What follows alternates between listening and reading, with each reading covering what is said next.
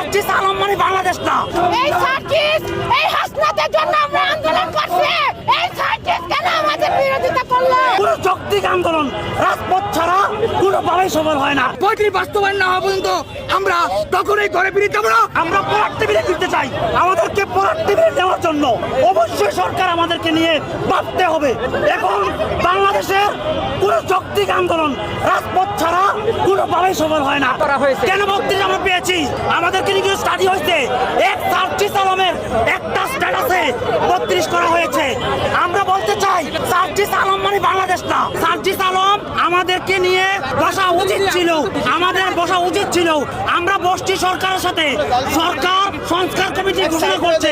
Muhith sir প্রধান, উনি সব কিছু বিবেচনা করে 35 এবং 37 সুপারিশ করেছে। তাই 35 এবং 37 যখন সুপারিশ করে তাহলে অবশ্যই এটা যৌক্তিক।